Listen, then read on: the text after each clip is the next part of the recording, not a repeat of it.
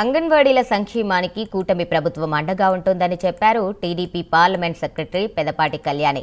అనకాపల్లి జిల్లాలో ఆమె మీడియాతో మాట్లాడారు.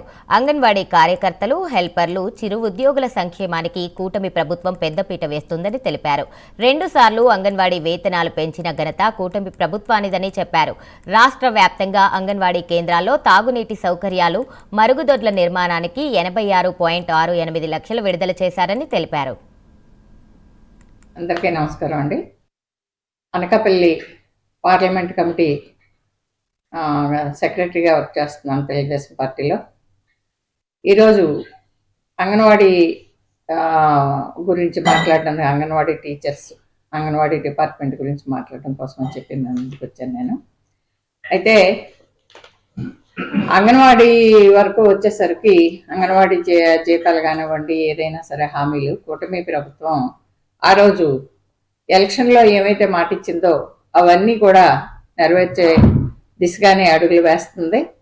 మీకు కూడా తెలుసు, గత ప్రభుత్వంలో మీకు 1వ తారీఖున జీతం తీసుకుని మీరు తీసుకుని గుర్తేమన్నా మీకుందా అని చెప్పి నేను ఈ సందర్భంగా మిమ్మల్ని మీకు గుర్తు చేస్తున్నాను.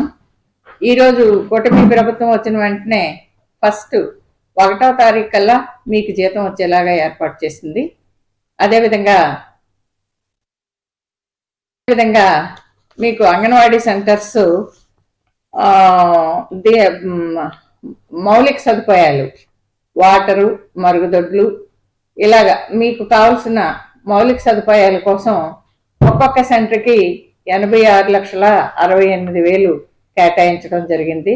అది ఒకసారి మీ అందరినీ గుర్తు చేసుకోమని కోరుకుంటున్నానండి.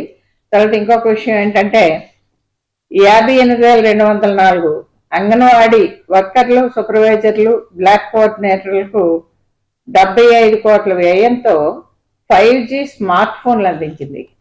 ఇది వరకు ప్రభుత్వంలో మీరు డబ్బా ఫోన్లు పట్టుకొని మా దగ్గరికి కూడా మీరు కొన్ని సర్వేల కోసం వచ్చినప్పుడు నాకు గుర్తుంది, ఆ రోజు ఈ ఫోన్లు వర్క్ చేయట్లేదు మేడం అని చెప్పి మీరు చెప్పిన సందర్భాలు నాకు కొంతవరకు గుర్తుంది. ఈరోజు మీకు 5G స్మార్ట్ ఫోన్లు కూటమి ప్రభుత్వం అందజేసింది. అందరికీ నమస్కారం అండి. అనకాపల్లి పార్లమెంట్